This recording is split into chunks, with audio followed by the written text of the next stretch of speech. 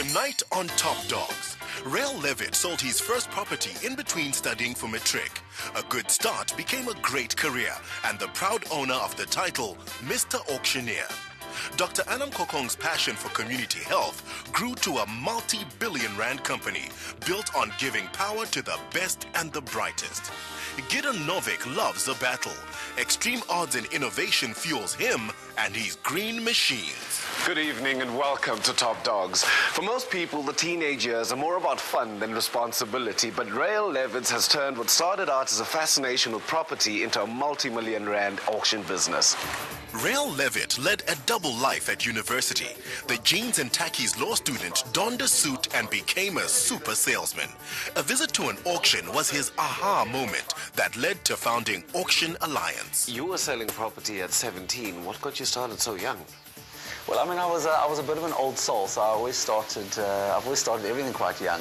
And my mother was an estate agent when I was a teenager. And I used to schlep along with her in the car and used to go watch her and selling houses. When I finished school at the age of 17, before I started university, I used to drive around with my learner's license and I sold my first house when I was 17. When did you first realize that property was going to be your thing?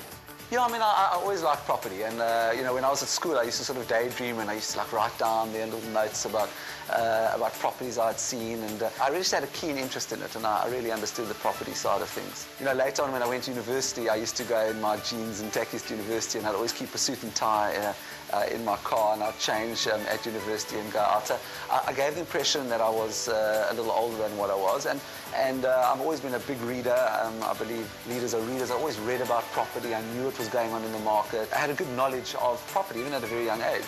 Shortly after that, you bought your first property? Well, while I was busy selling homes, I suddenly realized, in fact, that the man who writes the check calls the shots, and I realized that it was a good time to buy property. That was a time when interest rates, in fact, in South Africa had gone up to 25%. There were a lot of repossessed properties on the market, and I found a property at a low price, and I bought it, and that was when I was 19. And how did auctioneering come about then?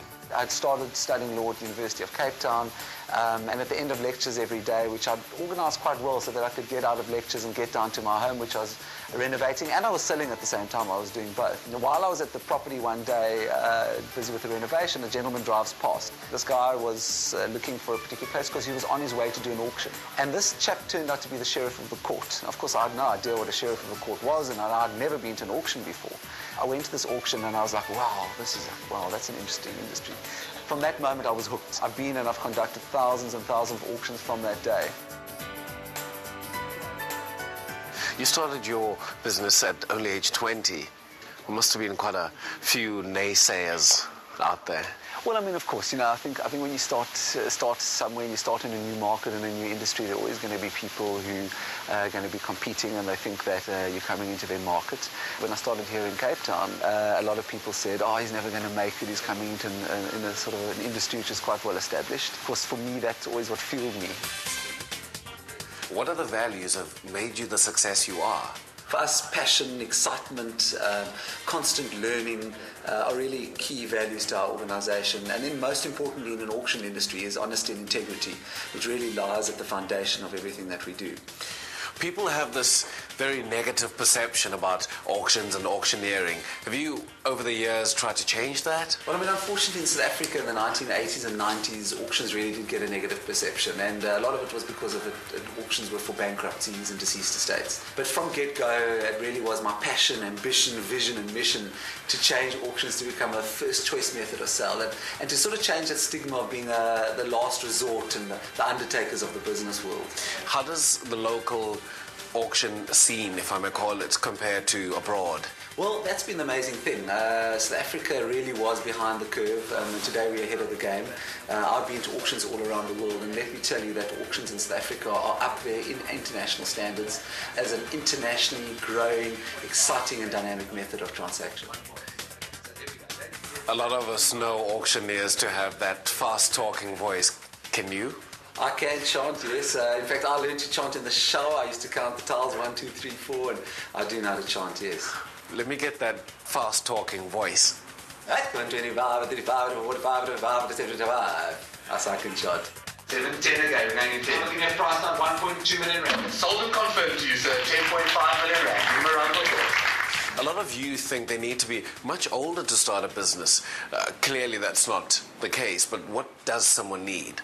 You know, we're living in a world where the President of the United States is a young guy, where the Prime Minister of England is in his early 40s. So today you can do things younger. We're living in an environment where people mature much quicker.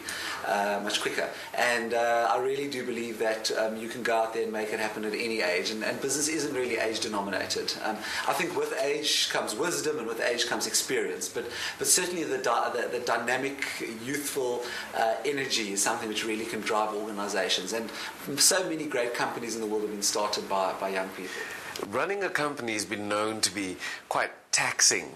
How do you get away from it all? Well, I think after a while you get into momentum and you learn all the little tricks. I started running, in fact, and I find running is a great tension reliever. And you must have fun and laugh and enjoy yourself, because people spend more time at work than they do at home, or most people do, that is. And I think if you're having fun and you're enjoying yourself, then really the tense parts and the difficult times really sort of melt away. So I try to do it, and we have a good laugh and we have a bit of fun, because then you're really enjoying yourself. Property and then auctioneering was clearly your passion then. Is it still the case? You know, always from a very young age, I always promised myself when I stopped having fun, when I lost that passion and that edge and that excitement, I would stop doing what I'm doing. And it hasn't happened yet. I mean, I love what I do. I'm enthralled about the industry. I still believe that I'm still changing the model. I love living in the country. I love doing business as it stands. And I really, you know, in a long career, it's very, very seldom that I go back and I say, oh, I don't like doing this, because I will one day when I felt that it's enough, I will stop. But I love it, and I'm passionate, and I wake up excited every morning, and as long as I'm doing that, I'll be here. At 790,000 rand, let's go. Sold to this gentleman at 785,000 rand. Give him a round of applause, ladies and gentlemen. After the break, Dr. Anna Mokhukong has made South Africa proud by being voted one of the leading female entrepreneurs in the world. Proud to have that special ingredient. Proud to be South African.